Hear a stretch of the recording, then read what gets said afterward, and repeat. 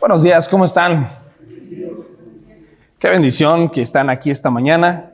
Vamos a comenzar sacando nuestra Biblia, si son tan amables, y la vamos a abrir en la primera carta que escribió el apóstol Pedro.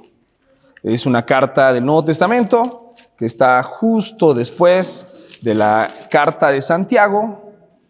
Si tú abres tu Biblia, en la parte de atrás encontrarás el Apocalipsis, avanzas hacia tu izquierda y no mucho después del Apocalipsis vas a encontrar la carta del apóstol Pedro, la primera. Y vamos a leer la primera de Pedro, capítulo 2, los versos 9 y 10, si son tan amables.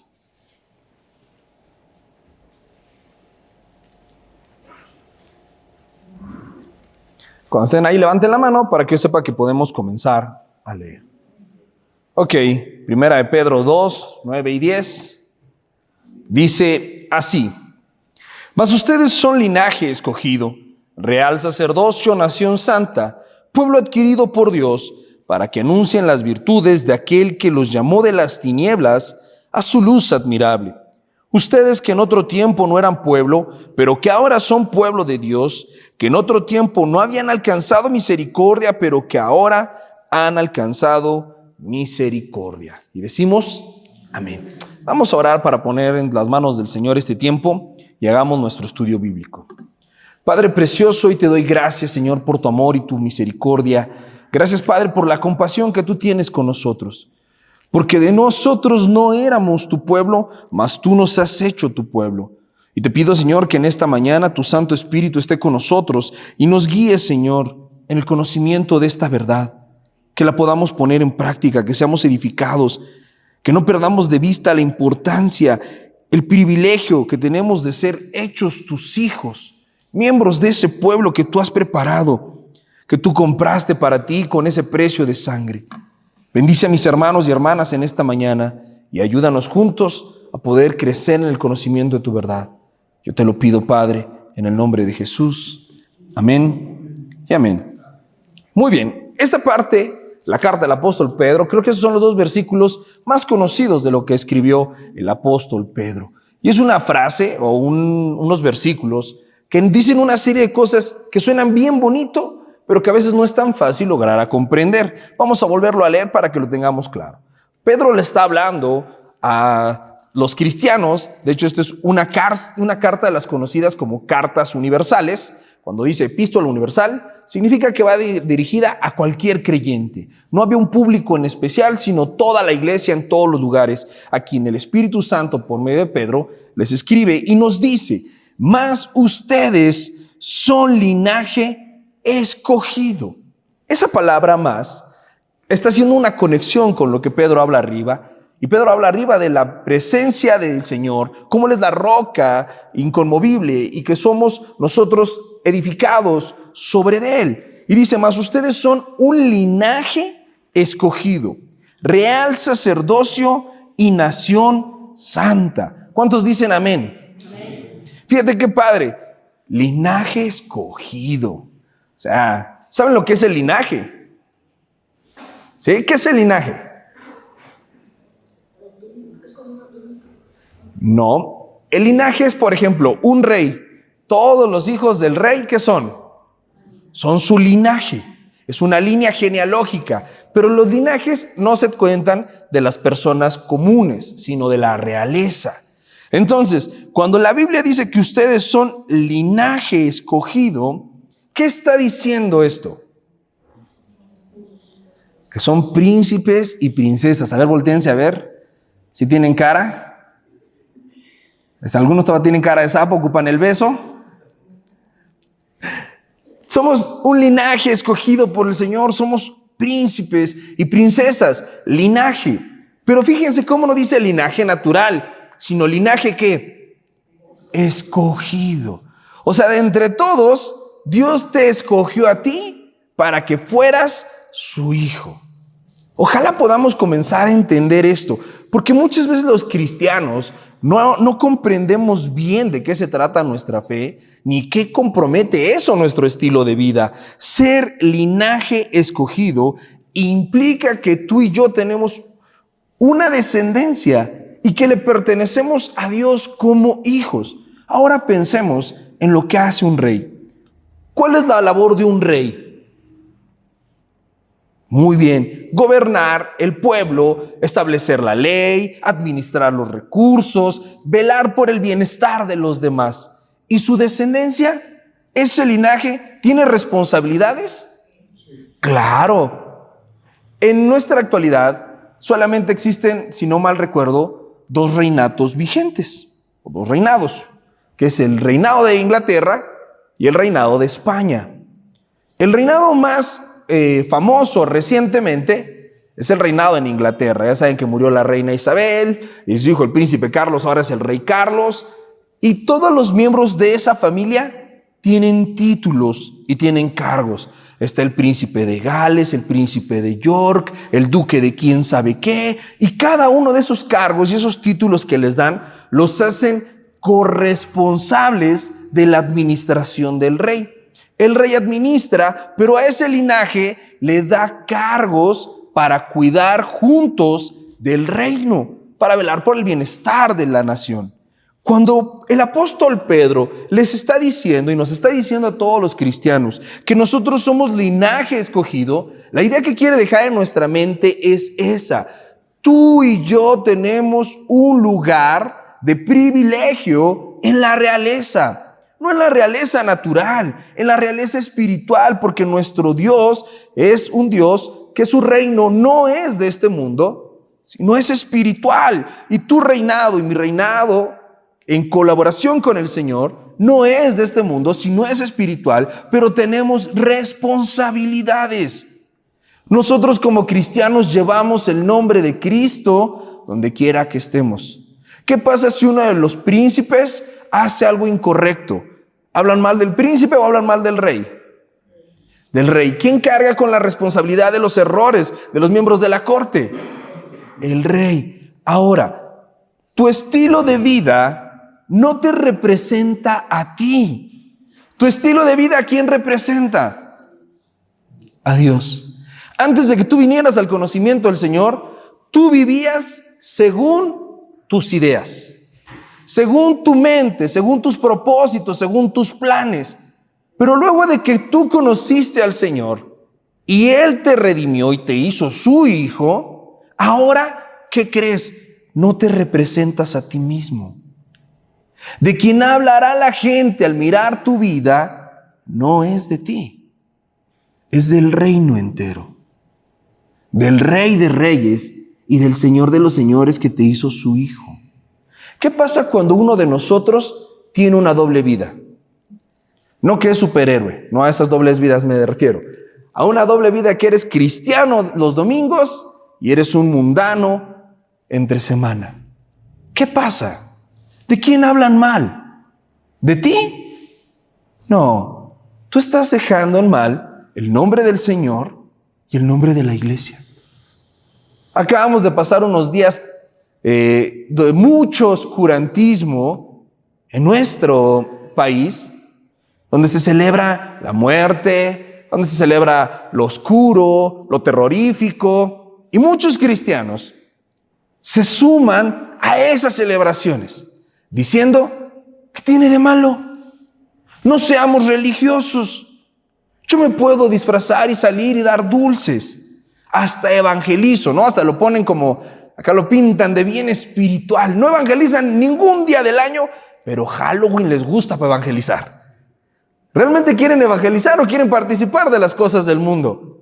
Quieren participar de las cosas del mundo. ¿Por qué? Porque es fácil tener un pie adentro y un pie afuera. Queremos tantito del reino y tantito del mundo. Pero mis amados, todo lo que nosotros somos y todo lo que nosotros hacemos no habla solamente de nosotros, sino habla de Dios. Cómo nos conducimos en nuestra casa, cómo criamos a nuestros hijos, cómo nos comportamos en el trabajo, no estamos hablando de nosotros. Estamos hablando de Dios. Somos un linaje escogido. ¿Te comportas como miembro de la corte del Señor? ¿Como un hijo del rey? Porque es fácil decir, nadie se mete con un hijo del rey. Yo soy una princesa de Dios. Y hasta calcomanías que le pegamos a nuestros carros de aquí viaja. Princesa de Dios a bordo. Vámonos, ¿no? Qué padre está la estampa. Pero realmente eres una princesa de Dios, eres un hijo de Dios en tu manera de conducirte cada día. Luego vean lo que dice, real sacerdocio. No solamente eres de la corte del Señor, no solamente eres un príncipe, hijo del rey, también eres un sacerdote. ¿Qué hace un sacerdote? ¿Cuál es la función de un sacerdote? ¿Cuál? Predicar, ¿qué más? Evangelizar, predicar, enseñar. Un sacerdote ministra la presencia de Dios al pueblo. Pastor, ¿qué es ministrar? Imparte, muestra. Yo como sacerdote tengo que ministrar la presencia de Dios al pueblo. Para eso Dios estableció a los levitas. Ellos hacían una serie de ceremonias, una serie de sacrificios para que la presencia de Dios descendiera y el pueblo tuviera comunión con Dios. Ahora levanten su mano todos los reales sacerdotes que vinieron esta mañana. Que dicen, no levanto la mano porque ya sé que va a empezar a decir cosas. Pero desde que ustedes cruzaron esa puerta, se identificaron como linaje escogido y como real sacerdocio. Entonces, si ya entraste, te aguantas. Tú eres un sacerdote del Señor. Y mira, no me importa si tienes 15 minutos de haber conocido a Cristo o 15 años, tu responsabilidad es la misma. ¿Por qué nos gusta jugar al cristiano? ¿Por qué nos gusta jugar al espiritual los domingos en la mañana? ¿Para calmar nuestra conciencia? Muchas veces venimos a la iglesia nada más para cumplir un requisito, pero no estamos comprometidos con Dios ni estamos entendiendo quiénes somos. Muchos de nosotros ni siquiera sabemos cuál es nuestro propósito en nuestra vida. Y no lo sabemos, ¿sabes por qué? Porque nunca leemos este libro. Somos cristianos de la Biblia bajo el brazo, pero nunca en el corazón. ¿De qué me sirve tener la Biblia bajo el brazo todo el tiempo? De nada. ¿De qué me sirve tenerla en la casa? Se los he puesto como ejemplo muchas veces. Yo visito algunas casas y de repente me doy cuenta que muchos tienen la costumbre de tener una Biblia abierta en su casa. ¿Para qué? Para que la bendición de Dios llegue. Como que de aquí sale poder mágico, así avienta bendiciones. Voy a buscar un salmo que diga bonito. El Salmo 91, el Salmo 23, Jeremías 33, ¿no? Algo que, Juan 3:16, algo que diga bonito. ¿Tenerla abierta tiene algún propósito? La Biblia no es un adorno. La Biblia es nuestro manual de vida. Y ustedes como sacerdotes tendrían que estar ministrando la presencia de Dios al pueblo. ¿En cuántos de ustedes vive el Espíritu Santo? Hasta los que no levantaron la mano, el Espíritu de Dios vive en ustedes. ¿Sabes por qué? Porque Él te compró y te redimió. En el momento que tú naces de nuevo, el Espíritu Santo viene y habita tu vida. Él está en ti. Pero a veces nosotros diluimos nuestra responsabilidad como sacerdotes de Dios pensando que el que tiene que ser bien espiritual es el pastor. Claro que el pastor tiene que buscar su espiritualidad, pero yo soy el único responsable de ser espiritual y predicar la palabra de Dios. No, porque todos nosotros somos real sacerdocio, somos linaje escogido, todos nosotros. Pero es fácil decir, no, es que los que predican, ellos tienen la culpa de todo. No nos enseñan bien, no le echan ganas. No, mis amados, Dios no escoge super cristianos y medio cristianos. A todos los que nos llama, a todos nos hace linaje escogido y real sacerdocio. Suena bonito decirlo, pero lo importante es entenderlo y eso cómo me compromete a mí en mi estilo de vida. En tu lugar de trabajo, en tu casa, ¿escuchan la palabra de Dios saliendo de tu boca? Si no, no te estás comportando como sacerdote del Señor. Ni se te nota tu linaje. No se nota a quién perteneces. Pareciera que le perteneces a alguien más y no al Señor. Pueblo adquirido por Dios. Tú eres pueblo adquirido por Dios. ¿Alguien se acuerda cómo fue que te adquirió el Señor? ¿Cómo? Con su sangre. Hay una palabra que significa redimir. ¿Saben lo que significa redimir? La redención es el hecho de tomar a un culpable, que es un esclavo, comprarlo y hacerlo ¿qué? Libre. Tú tenías un precio y ese precio era tu vida.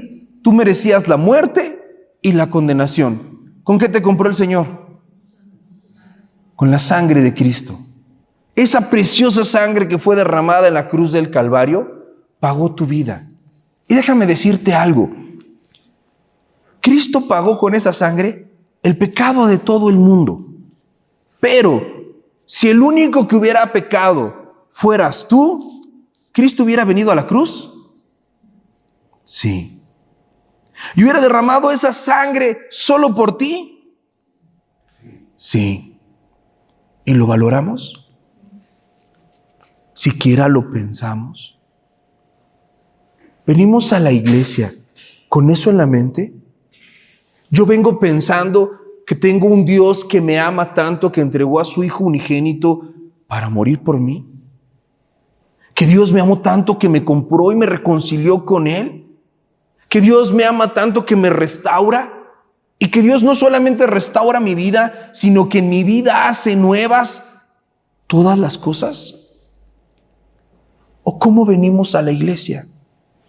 ¿Qué es lo que hay en mi mente y en mi corazón cuando yo vengo a la iglesia? ¡Qué bendición que estamos acá! Gloria a Dios por la vida de cada uno de ustedes que está esta mañana aquí. Pero ya que estás acá, pregúntate, ¿qué haces aquí? ¿A qué venimos? ¿A aparentar? ¿A pasar un rato? ¿A tener una religión? No. Venimos acá porque somos hijos del Rey y necesitamos tener comunión con ese Rey y con nuestros hermanos.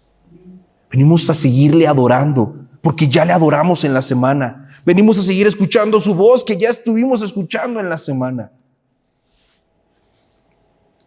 Y ve lo que dice. ¿Para qué nos compró Dios? ¿Para qué nos hizo linaje santo? ¿Para qué nos hizo real sacerdocio? Léanlo juntos. Bueno, no fue juntos, pero gracias a los que lo leyeron. Para que anuncien las virtudes de aquel que los llamó de las tinieblas a su luz admirable. Ya te dije cuál es el propósito de tu vida. ¿Cuál es el propósito de tu vida? Anunciar. ¿Anunciar qué?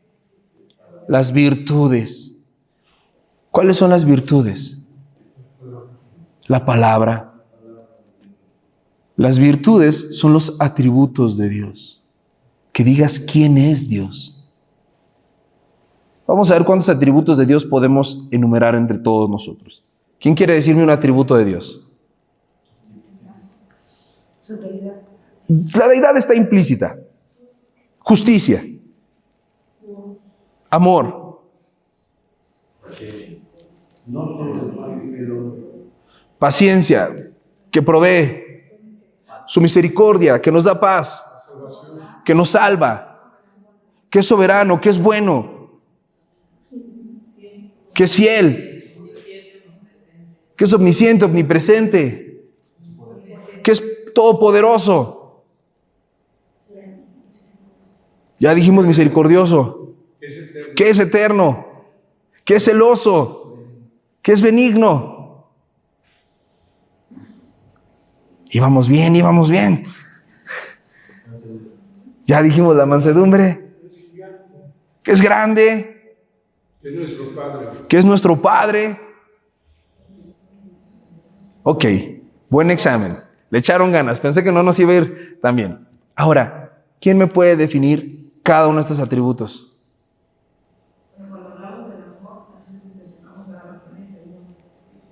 No en su justicia, su amor. Pero ¿quién me puede explicar estos 18 atributos que dijimos entre todos? ¿Quién me los puede definir? Y me dice, préstame una hoja, pastor. Hoy te la apunto todos y le explico qué significan. ¿Quién podría hacerlo, honestamente?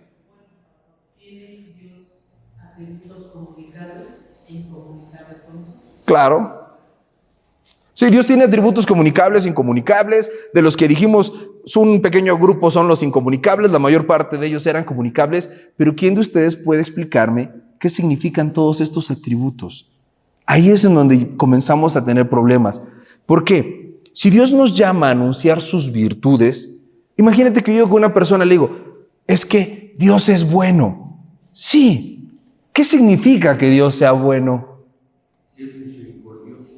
Misericordioso es otro atributo. ¿Qué significa que Dios es bueno? ¿Cómo es que Dios es bueno? Muestra todos los días su amor. ¿Ven cómo empezamos a batallar para definir algo como la bondad?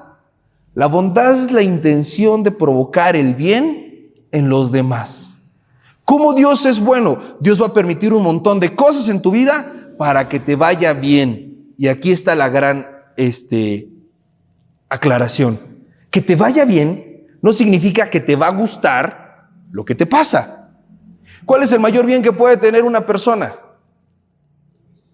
Tener comunión con Dios. Ese es el mayor bien que le puede pasar a una persona. Tener comunión con Dios. Si Dios es bueno, va a hacer todo lo que tú necesites. ¿Para qué? Para que tengas comunión con Él. Pensemos en el justo Job. ¿Dios fue bueno con Job?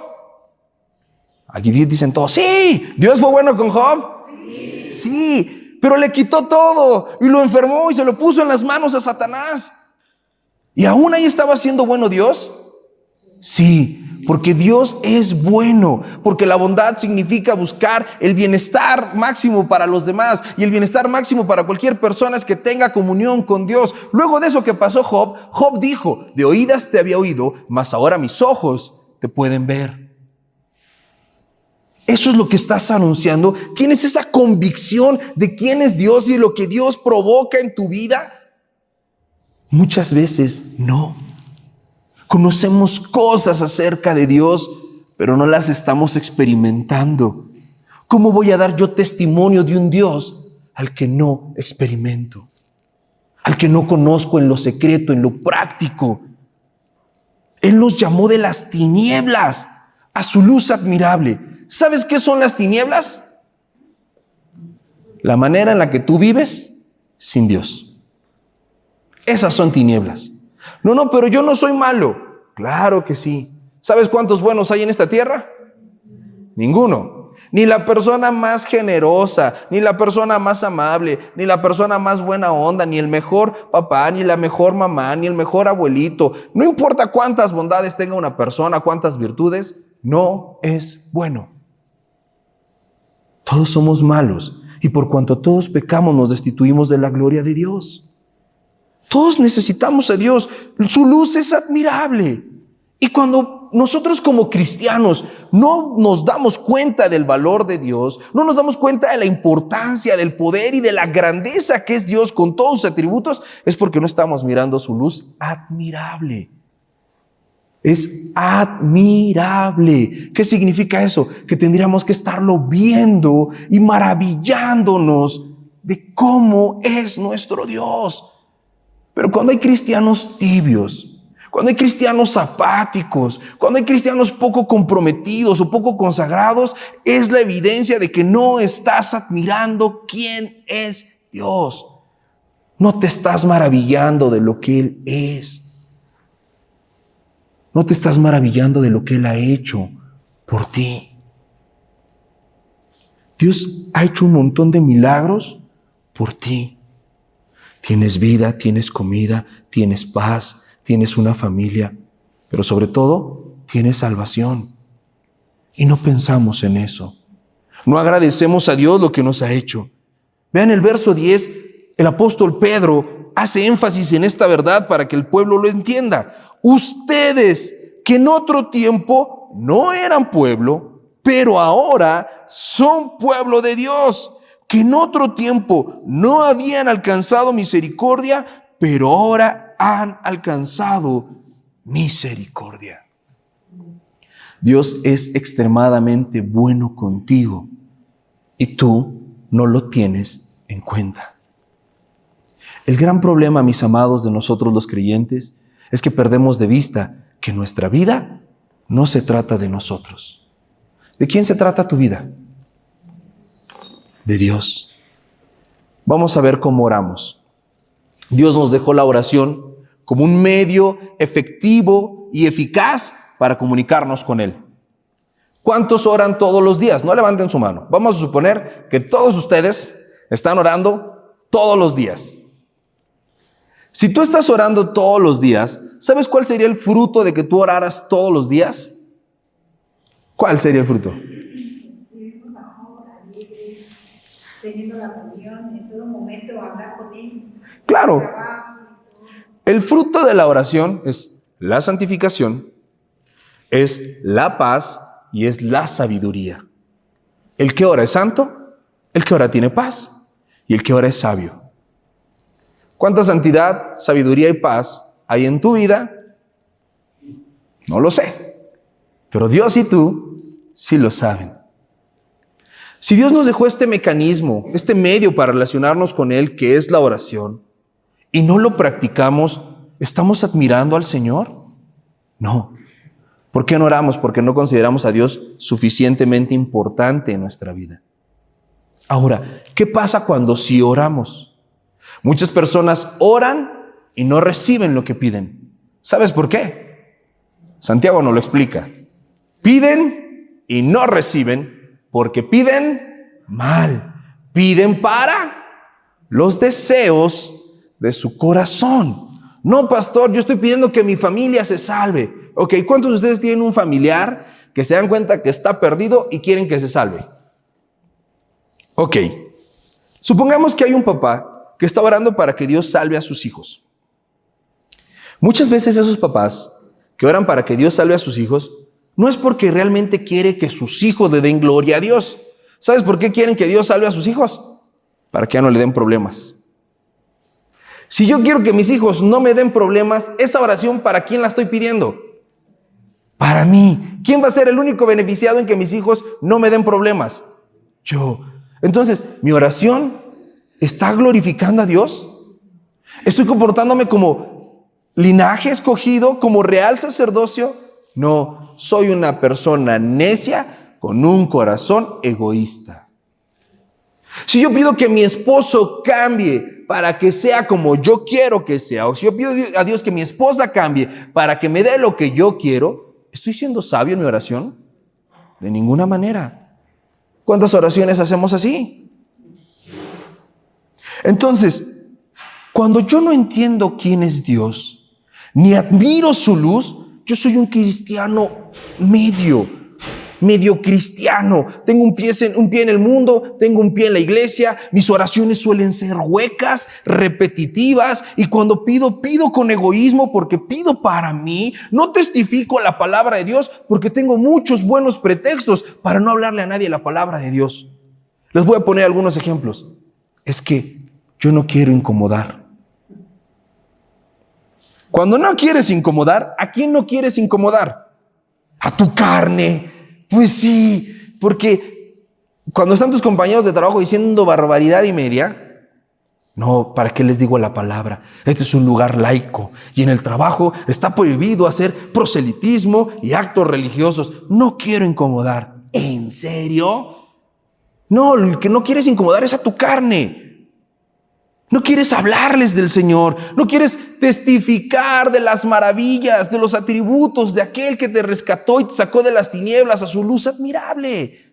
Porque a lo mejor ni lo admiras, porque a lo mejor ni lo amas y ni lo conoces. Otro buen pretexto para no predicar, me da pena. Vamos a salir a evangelizar. Ay no, pastor, es que hay que tocar puertas. Es que a mí me da pena tocarle la puerta a la gente. O hay que repartir volantes. Yo nomás les doy el volante. Eso es evangelizar. Ni los de Coppel hacen eso, ¿eh?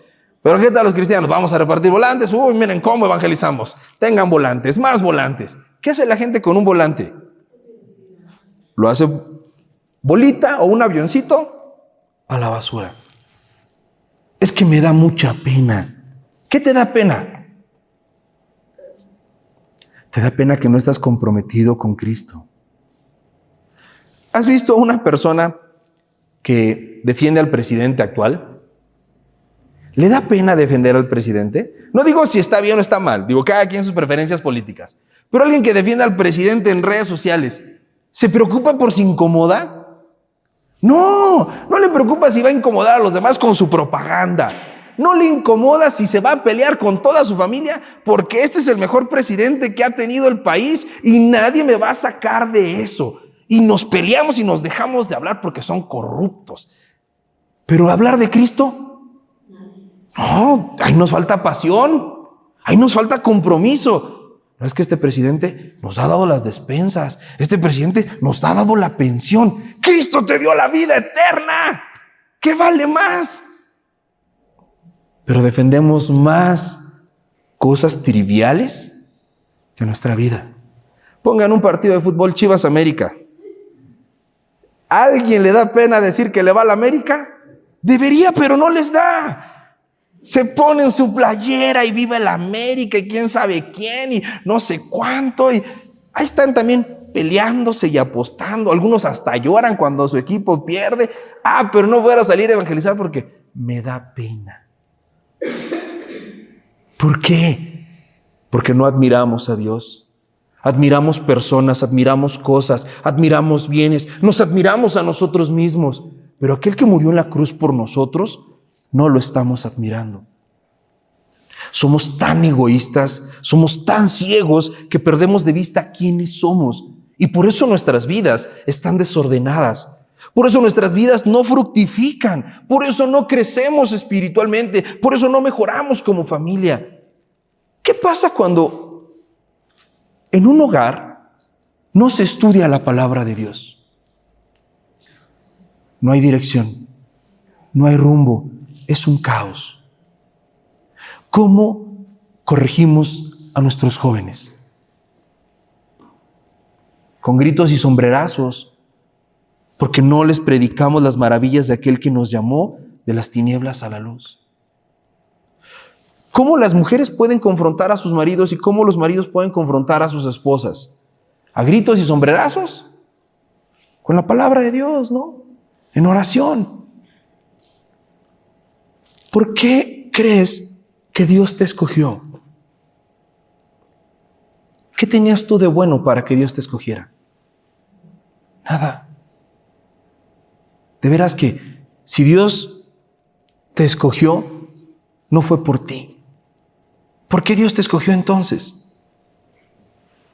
La Biblia nos explica por qué Dios nos ama. Por el simple afecto de su gracia. En otras palabras, porque tú eras el que menos lo merecía. Y Dios es tan bueno que ama a aquellos que no se lo merecen. De lo vil, ¿y qué? Sí se lo saben. De lo vil y lo menospreciado del mundo. ¿Te escogió a quién? Levante la mano, ¿quién es de lo vil y lo menospreciado? Pero se le olvida y se siente bien importante y no quiere hablar del Señor. ¿No? ¿Cómo podemos caer en esa incongruencia, mis amados?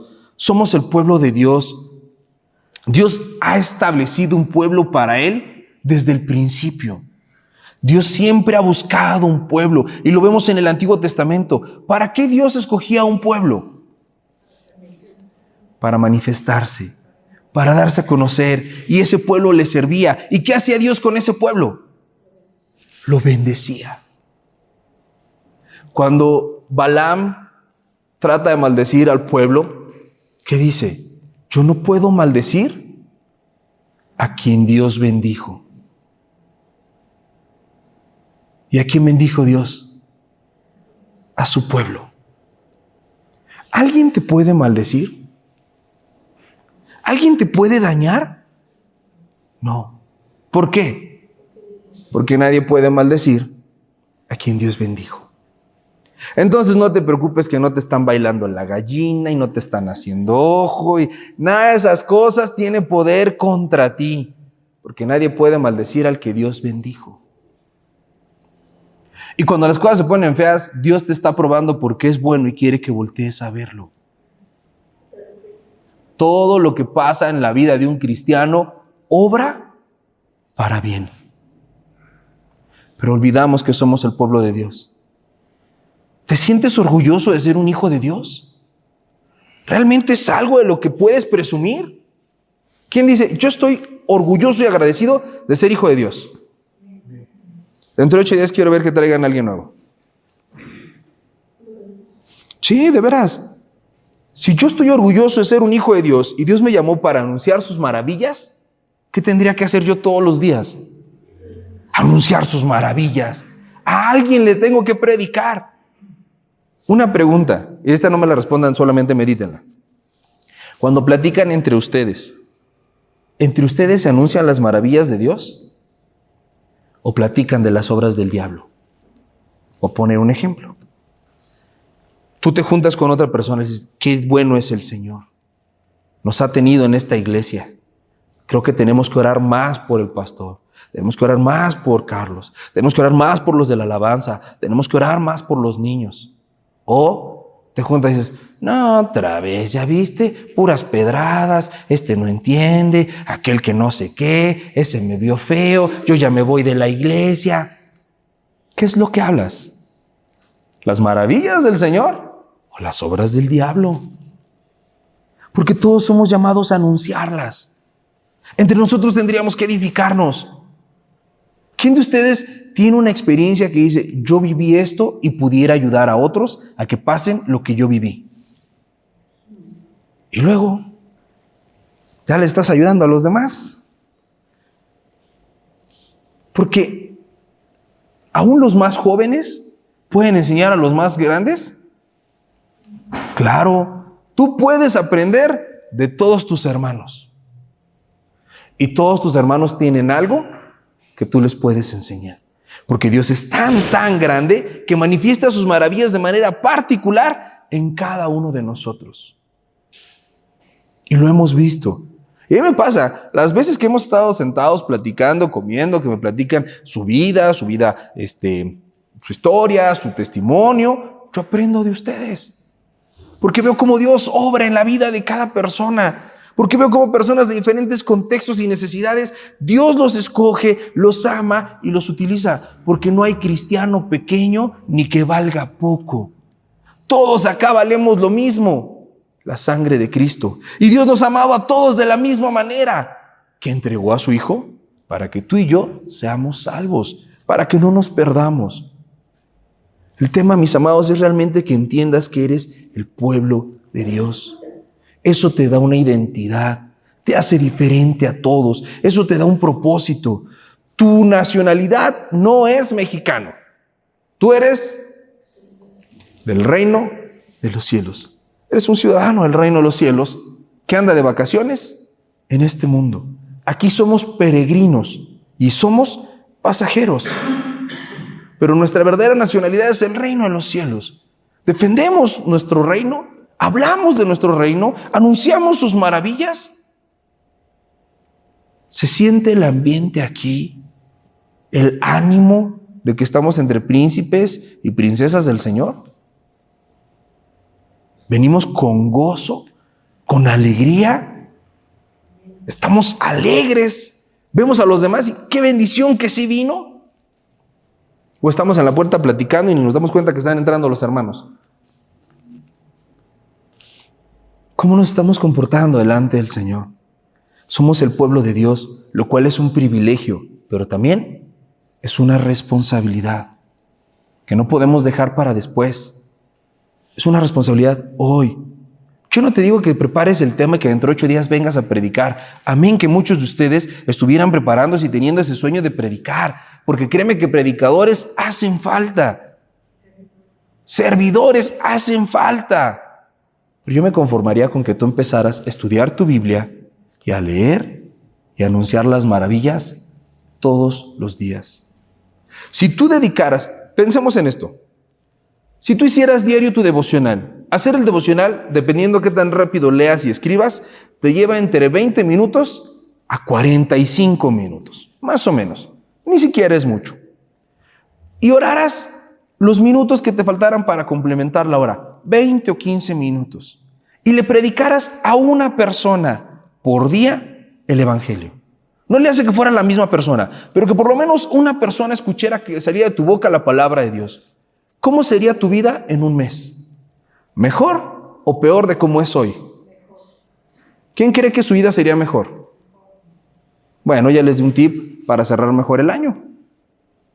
No te esperes a que venga enero, porque a veces decimos eso, no, ahora sí en el año nuevo, ya, este devocional ya se está acabando, ya no lo hice, pero en enero lo compro. No, no te esperes a que llegue enero. De una vez, lee tu Biblia todos los días, ora todos los días y predica el Evangelio, porque para eso el Señor te escogió, para eso el Señor te llamó. Porque cuando tú enseñas a otros, ¿sabes quién aprende más? Tú. ¿Cuántos han dado una casa de estudio? ¿Cuántos han dado un consejo?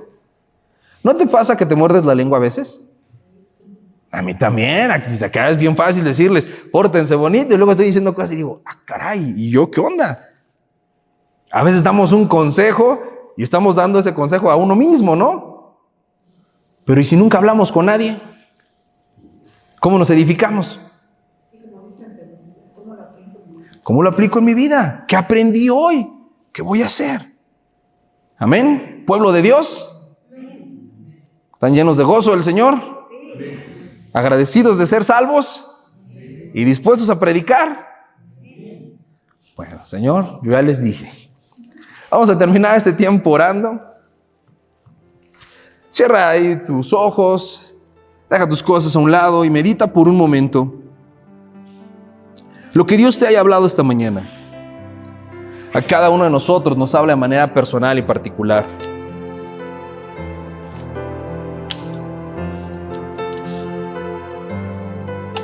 Tú eres del pueblo de Dios. ¿Te has estado comportando como miembro de ese cuerpo? Como parte de ese pueblo del Señor. ¿El mundo sabe que eres distinto? ¿O hemos estado participando un poquito de aquí, un poquito de allá? No se trata de ser religiosos, mis amados. Se trata de poner en orden nuestras prioridades. Si la misma pasión que tenemos para defender cosas triviales como nuestros gustos, como un político, un equipo de fútbol, lo tuviéramos en predicar y defender el Evangelio, seríamos mucho mejores hijos de Dios. Y el mundo sabría que hay un Dios vivo que manifiesta su poder en medio de su pueblo. Que esas preguntas, esas dudas y esas necesidades que el mundo tiene, miraría la respuesta al mirar nuestra vida, al mirarte lleno de paz, al mirarte lleno de gozo. Sabrían que sí se puede vivir de una manera distinta, que Dios es un Dios de nuevos comienzos, que Dios es un Dios que restaura, es un Dios que perdona, es un Dios que hace nuevas todas las cosas. Vamos a hablar con Dios. Amado Padre, hoy en esta mañana yo te doy gracias por la verdad de tu palabra, porque tú nos amas tanto, Señor, que siendo nosotros de lo más vil y menospreciado de este mundo, nos escogiste. Pusiste tu mirada sobre nosotros y con ese amor infinito nos viniste a buscar.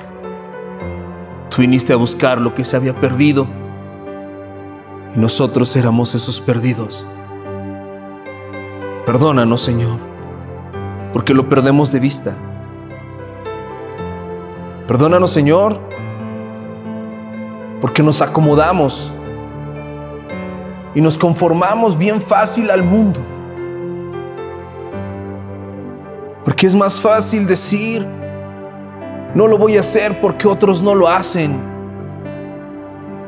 en lugar de decir, lo voy a hacer para que otros lo puedan hacer también. Y no predicamos, y no oramos, y no leemos la palabra. Perdónanos por nuestra necedad. Ayúdanos, Señor, a cambiar. Ayúdanos, Padre, a ser distintos, a guardar tus mandamientos, a ser ese pueblo tuyo, ese linaje escogido, ese real sacerdocio, ese pueblo adquirido, llamado a anunciar las virtudes de aquel que nos sacó de las tinieblas a su luz admirable. Tú eres tan grande, tan bueno y tan maravilloso. Perdónanos por minimizarte en nuestra mente, por levantar pretextos y argumentos en nuestro corazón que no nos dejan predicar la palabra, que no nos dejan orar como conviene, que no nos dejan amar al prójimo y edificar tu iglesia. Pero en este día, Padre, te pedimos que tú nos transformes y nos ayudes a salir de este lugar con esta idea en la mente y en el corazón. Somos tu pueblo. Nos compraste con precio de sangre. Antes no éramos tu pueblo, pero ahora sí. Que se note un cambio en nuestra vida, un antes y un después. Antes no teníamos tu misericordia, pero ahora sí. Que el mundo pueda ver que nuestra vida es distinta, porque tu misericordia está sobre nosotros. Y permítenos estudiar tu palabra, buscarte en oración genuina en el Espíritu y anunciar tus maravillas a los que nos rodean. Bendice cada familia aquí representada en estos mis hermanos y hermanas. Bendice a sus hijos, a sus nietos, bendice a sus cónyuges, bendice a sus padres, a sus hermanos. Bendícelos, Padre, con tu misericordia y sálvalos.